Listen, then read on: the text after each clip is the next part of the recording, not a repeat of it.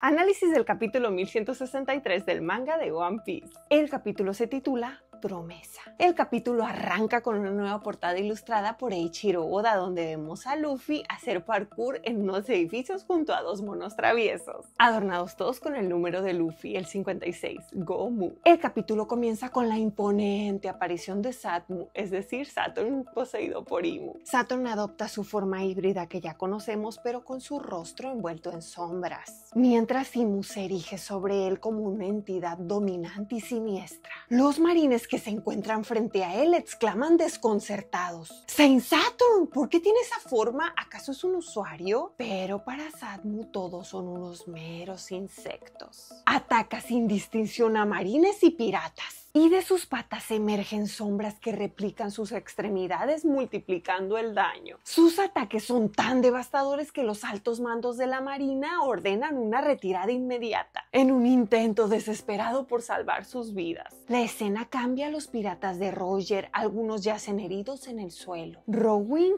el arqueólogo, pese al dolor, exclama: duele, pero es fascinante. Roger lo reprende y le pide a Yaban que ayude a los heridos y se retiren de allí con todos los tesoros. Yaban acepta, pero le advierte que no cometa ninguna locura.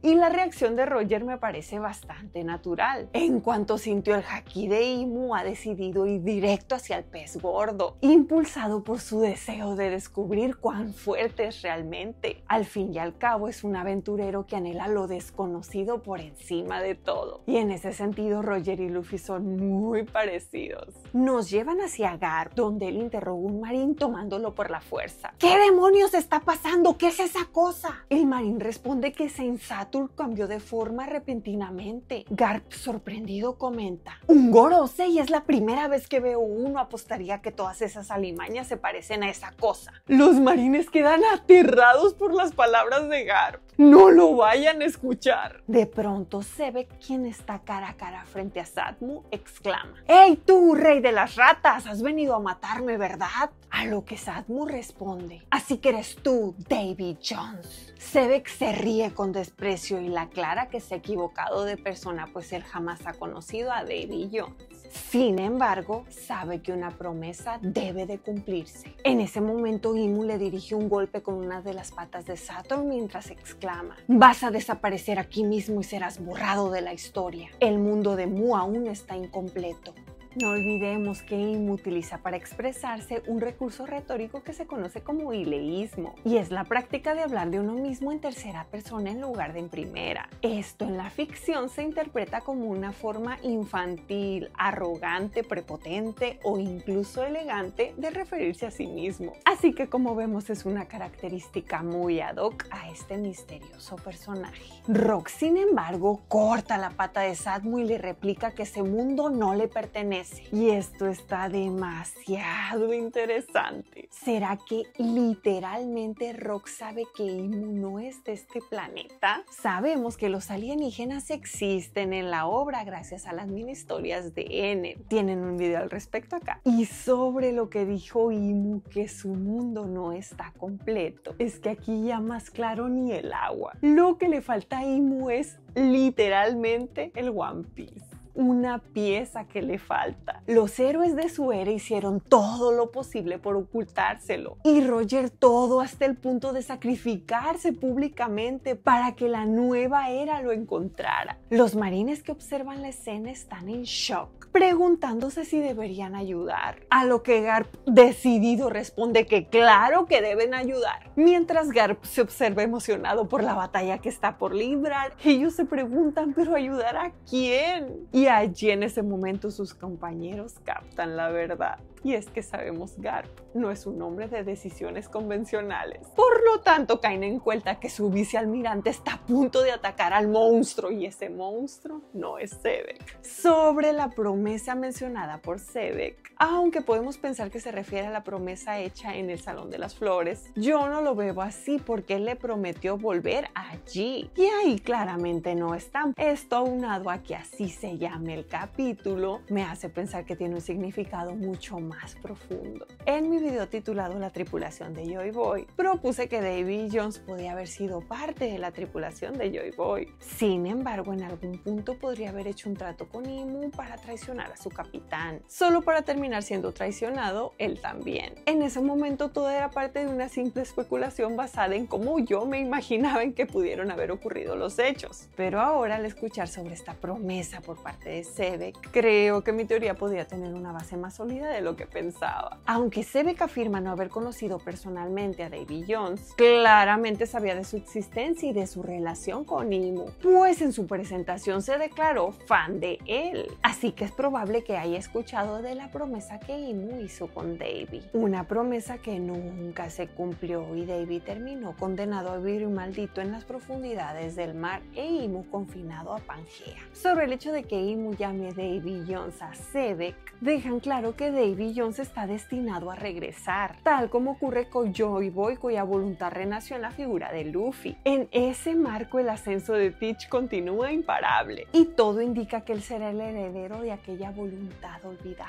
Pero la gran incógnita persiste. ¿Quién fue realmente Davy Jones? ¿Un aliado de Joy Boy? ¿Su enemigo? ¿Su rival? ¿O serían literalmente como Royek y Sebek, como Luffy y Kurohige? Como les he dicho antes, piratas opuestos. Lo único certero es que al igual que Joy Boy, Davy representa una amenaza para Imu-sama. Desde mi perspectiva, esto podría vincularse con lo que Rox mencionó sobre las dos frutas necesarias para derrocar al gobierno de Mary Joyce. Y estas serían la Hito Hito no Mi modelo Nika que tiene Luffy y la Yami Yami no Mi que tiene Kurohige. Lo más intrigante de todo esto será descubrir que pese a sus diferencias, Luffy y Teach sí terminen aliándose, porque tienen que unir fuerzas para enfrentar a Imu, todas las necesarias. Ya vimos el mural de los mundos, ahí está la clave, es todos contra el mal, portando cada uno el legado de antiguos soberanos. Desde otro punto de la isla, los piratas de Roger escapan con varios de los tesoros. Este panel de verdad me encantó porque nos permite conocer mejor a los piratas de Roger. El timonel Don Kino se encuentra jalando el carro con todos los tesoros, mientras que el informante Erio está en la cima de todos los tesoros disparando a sus oponentes con una pistola en cada mano y una corona sobre su cabeza. A la vez que Emile Payne, el torturador, ataca fuertemente con su maza llamada Lucero del Alba, arma que encaja perfectamente con su personaje. Cambiamos hacia el Capitán John, quien no deja de beber en ningún momento, mientras le pregunta a los otros piratas cómo van los preparativos. A lo que ellos responden: todo está listo, Capitán John. John se limpia la boca de alcohol mientras se despide de los piratas de Rox. La escena se corta y se nos muestra ahora a Dragon, quien corre aún con Shanks bebé en brazos. Dragon alcanza a ver frente a él unos buques de la marina, por lo que ya se siente salvado, cuando de repente empieza a volar por los cielos. Desde varios puntos de la isla, los piratas ven cómo sus armas y tesoros empiezan a volar por los aires. Se trata del ataque Big Eater de Captain John, quien resultó efectivamente ser usuario de la Yiki Yiki no Mi, fruta que tendría Kid más adelante. En un espectacular panel vemos a John con los brazos extendidos, atrayendo las armas y todos los tesoros hacia él. Se nos muestra a Roger resistiendo ser atraído por el magnetismo, pero es que a él en ese punto poco le importan los tesoros. Y luego vemos a Gansui, quien lanza desde uno de sus dedos lo que parece ser un moco hacia el Capitán John, mientras exclama: ¡John, maldito bastardo!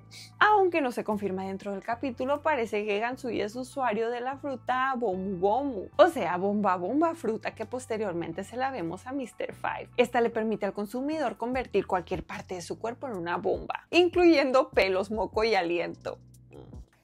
El poder de Gansui lleva por nombre Sky Snake Red Canyon e impacta directamente en John, dejándolo KO. Todos los objetos que estaban volando caen de nuevo al suelo, junto con Dragon, quien estaba volando por el arma que traía en su espalda. Volvemos a Gansui, donde Shiki le está reclamando por qué atacó a John, pues se supone que es parte de su propia tripulación. Pero Gansui le dice a Shiki que de todas formas John no tenía pensado compartir nada con nadie, ya que le dice: cada cofre vale al menos 1000 millones. Cuando Shiki escucha el valor de los cofres, sale volando del lugar, obviamente planeando también el quedarse con algún cofre. Lo que molesta a Gansui y termina disparándole otros de sus mocos a Shiki.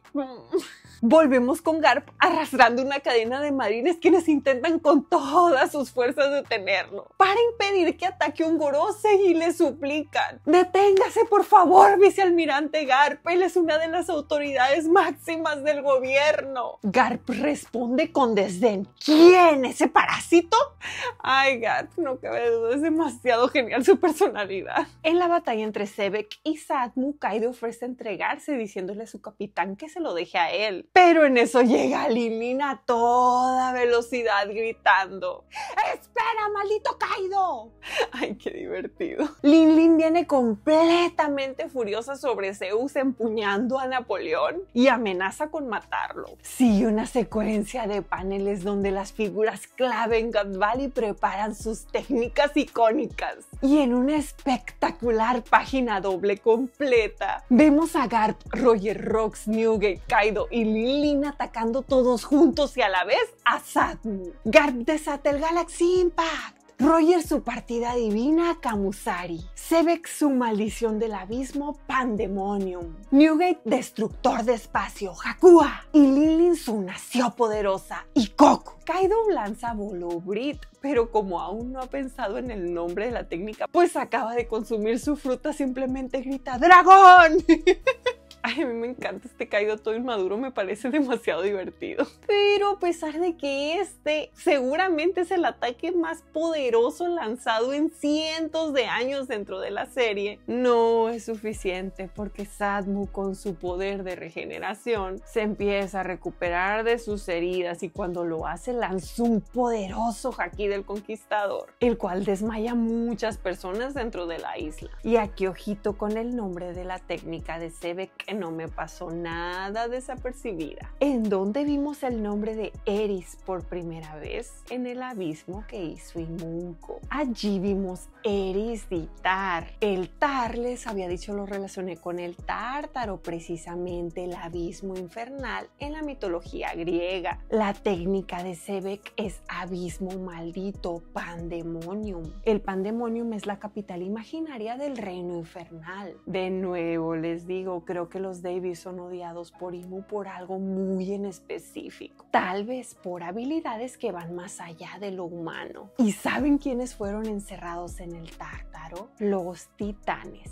una raza de poderosos dioses gigantes que gobernaron el cosmos antes de la llegada de los dioses olímpicos. Eran los 12 hijos de los dioses primordiales. Su reinado terminó tras una guerra de 10 años contra los olímpicos, liderados por Zeus, y fueron derrotados y encarcelados en el Tártaro. Creo que esto tiene todo que ver con la historia de esta obra, pues fíjense cómo Kurohige, que hoy sabemos que es un Davy, nombró a sus capitanes titánicos de barba negra. Con esto la frase de Xebec tiene aún más sentido, pues con fuerza le reclama: este no es tu mundo. ¿Será porque era de ellos antes? De los Davy, o tal vez de todos los D. Los D van a resultar ser 12. En otro panel, Rayleigh huye con Shaggy en brazos mientras otro pirata se pregunta si se está desatando el fin del mundo acaso. Dragon, tendido en el suelo, queda boquiabierto ante el caos, pero se consuela pensando que el bebé está a salvo, hasta que se da cuenta de que en realidad sostiene ya un tronco de madera. Cuando se percata de esto, no puede evitar gritar en completa desesperación: ¡pobre Dragon!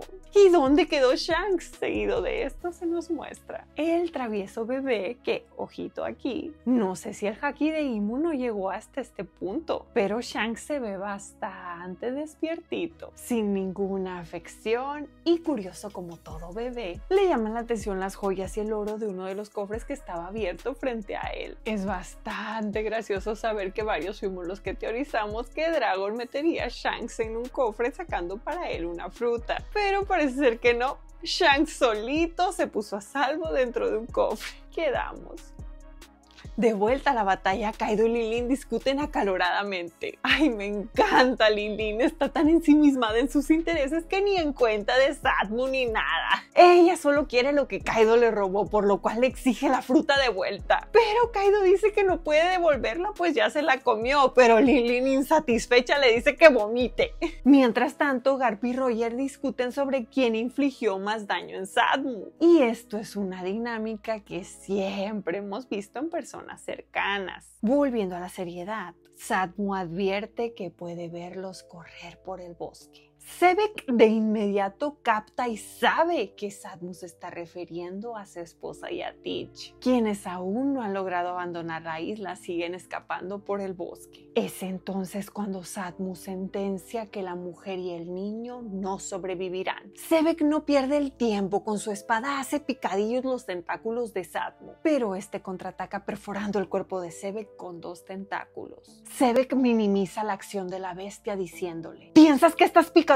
de mosquito me harán algún daño? Pero Sadmu, con una calma escalofriante, responde que no necesita actuar, ya que será el propio Sebek quien asesinará a Eris y a Teach, pronunciando en ese momento las temibles palabras: Domi Reversi. El capítulo termina con Sebek perdiendo el control. Se vuelve oscuro con colmillos prominentes emergiéndole, mientras Eris y Teach siguen corriendo por el bosque ajenos al horror que se avecina. De forma que Imu realmente ha sido capaz de aplicar el Domi Reversi en Sebek. Un Di y una figura que representa una de las voluntades más grandes de toda la obra. Les dije que teníamos que ver el capítulo para saber cómo pudo lograrlo. No podía ser solo porque sí. Y bueno, cuando les especulé razones, hubo comentarios que decían que Imu pudo haberle infligido miedo, temor, sentimientos negativos para poderle aplicar la técnica. Leyendo el capítulo, aunque sí les menciona a su familia, no creo que sea así. Tanto en esta ocasión como en el caso de Brogy en Elbaf, Imu no trata de persuadir, se expresa con firmeza y da órdenes antes de aplicar la técnica, como si la decisión ya estuviera tomada desde el inicio. Lo da por hecho, vaya. Lo que sí está pareciendo ser requisito es provocar algún tipo de daño previo a la víctima. En el caso de Sebek, Sadmu le clavó sus tentáculos antes. En el caso de Brogy, Imunko le cortó el brazo, aunque con Dorry y los otros Davi no vimos cómo fue. Así que voy a especular: a las personas de muy fuerte voluntad sí las necesita marcar primero. A las personas normales pues los demonizaría como si nada. En el video anterior donde exploré posibilidades les dije 2 también formas que me gustaría retomar, nada más para que queden como establecidas, porque a lo mejor me las comentan. Una es que los afectados no tengan fruta y la otra podría ser que tienen que estar en su lugar de origen. Se ve que sus familiares estaban en God Valley, Harald y los demás gigantes en Elba. Este último punto toma mayor fuerza por algo que me escribieron en ese video bastante, y es que Domi Reversi significa en latín regreso a casa. Pero ¿saben qué es más interesante? Que de ser cierto que se necesite que no tengan una Akuma no Mi, la clave seguiría la línea de lo que se dice, que las frutas tienen un demonio. Sería lo mismo que tratar de tener 2 frutas, los demonios competirían y terminarían con la vida del usuario. Y esto también le daría explicación al hecho de que Kurohige primó que todos en su tripulación tuvieran frutas poderosas. Pero como ya les dije, también lo que no cuadra para ninguna de las 2 opciones es Yarul. A él no le pudo aplicar la técnica, se la tuvo que hacer a Dorry y Brogy, a pesar de que obviamente lo quería eliminar. Prueba está en que lo primero que hizo a Dorry y Brogy es ordenarle eliminarlo. Él no tiene fruta y estaba en su tierra, por lo que les dije que algo hay allí, algo que tiene Yarul es la clave. La espada tiene algo especial, tendrá mineral del saque. Si no saben a qué me refiero, vean este video. O la propia herida de Yarul está en un punto estratégico que inhibe la demonización. Como sea, mi teoría de Sabu marcado por Imu hoy ha cobrado una fuerza increíble. De verdad me siento bastante elogiada por ello, porque no dejo de recibir mensajes de ustedes felicitándome o retractándose porque ahora ya le ven sentido. Y mi video al respecto que publiqué el año pasado ha tenido últimamente muchas más vistas y comentarios. Y también recuerden que hace poco renové ese video con información que ya tenemos reciente, pues se los dejo por acá. Estoy muy orgullosa de esta idea, ya que predije que Imu podría poseer y marcar personas incluso antes de que Bunko siquiera apareciera. En aquel entonces, cuando propuse la teoría, no paraban de llegar mensajes de hate, pero horribles, me dijeron de todo. ¿Y cómo son las cosas? Hoy muchos ya la están considerando como una teoría bastante seria y ahora la veo en un montón de sitios y páginas. Es genial.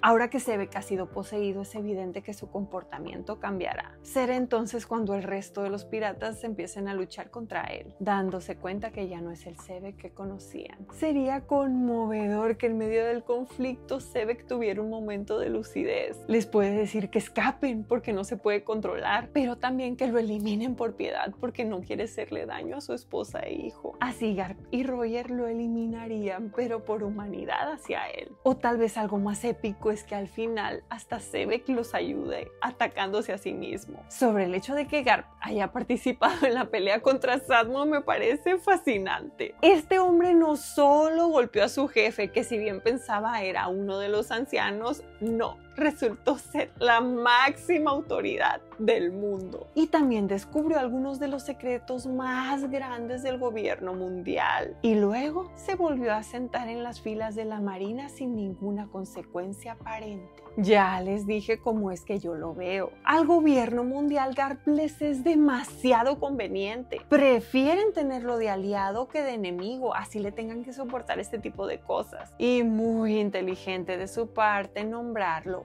héroe. Garp es la imagen para que jóvenes se sientan inspirados y se quieran unir a la marina. Que sigan pensando que hacen lo mejor y van a hacer el bien. Entiéndase que al gobierno lo que más le conviene es que las personas sigan cegadas. Y para ello necesitan estandartes de valores para que la mayoría de las personas estén completamente convencidas de que ellos son lo mejor para la humanidad. Ahora, todos estos hechos ocurridos en God Valley creo que ya son un claro paralelismo a lo ocurrido hace 14 años en Elbaf, cuando Loki y Yarul fueron convocados a la sala del trono para reunirse con el rey. Dado que Imu actúa de forma remota, debió de haber un intruso dentro del castillo, un Gorose y un caballero de Dios, quien aplicaría el Domi Reversi sobre Harald. Tengo otro video al respecto, se los dejo por acá, donde les platico cómo yo me imaginaba que ocurrían todos estos hechos y va pintando para que también se cumpla. Si todo esto resulta ser así, entonces Sebek y Harald fueron dos amigos que desafortunadamente compartieron un destino trágicamente similar. Ahora, el verdadero poder de Imu radica en convertir a cualquiera en su aliado. Pero aquí es donde entra la relevancia de Nika, ese ser que solo sabe reír. Obviamente, Nika va a ser el counter de esta habilidad, pues seguramente como guerrero de la liberación que es, tiene el poder de revertir este efecto, liberarlos. Pero por su parte los sombreros de paja tienen un gran desafío frente a ellos en estos momentos en Elbaf. Luffy por su parte solo es capaz de utilizar los poderes de su fruta por un breve periodo de tiempo, mientras los sombreros de paja deberán tener la voluntad y fidelidad más grande del mundo para no volverse contra su capitán. Por otra parte, la transformación de Imunko me parece a mí es una transformación más completa que la que vimos en God Valley, ya que Imu parece fusionarse perfectamente con Bunko, además de que es capaz de manejar un grimorio y utilizar poderes únicos. Con Saturn nada más parece que lo utiliza para atacar. Y creo que ahorita en este flashback nos falta ver un despliegue más poderoso de Haki que realmente dañe a Saturn, porque esto sería algo que justifique el cambio de opinión de Kaido al darse cuenta que el Haki lo es todo y no los poderes de una fruta como él pensaba antes. La incógnita aquí es de parte de quién será. Mi apuesta es para ambos, para Roger y Garp. Sin duda en estos momentos la obra está en su punto más alto. Y miren cómo al principio a algunos les parecía que God Valley no tenía una conexión con los acontecimientos actuales. Vemos cómo realmente está aportando un contexto valiosísimo que enriquece la narrativa de toda la obra. Las quejas de que Oda se estaba enfocando demasiado en el pasado no se hicieron esperar, siendo que el propio autor ya lo había dejado claro y se los dije en un análisis Pis pasado. Los acontecimientos más cruciales para el desenlace de esta historia se encuentran precisamente en el pasado. Quiero tomar un momento para agradecer a nuestros miembros del canal: Esteban Varas, Jaime Bernal, Tono, Edgardo Sánchez, Fili Santillán, Luis Quijada, Carlos SM, Jorge House, Oliver Ayala, John Di León, Leonardo Ferreira, Esgeciel, Mario Corado, Eduardo Espinosa, Jacer Soto, Andrés Gámez, Juan Zamora, Leonardo Sánchez, Souls Rider, Vicente Rocha, Dylan García, Ulises Gamer, Mitch Luker, Marco Vares, Gonzalo Helguera, Luis Torres, Sanky Carus Black, Nagumip, Luis Fernando y Cal Diel. Bienvenidos y gracias por tu apoyo. Si tú también quieres acceder a contenido exclusivo a la vez que me apoyas, únete a las membresías del canal.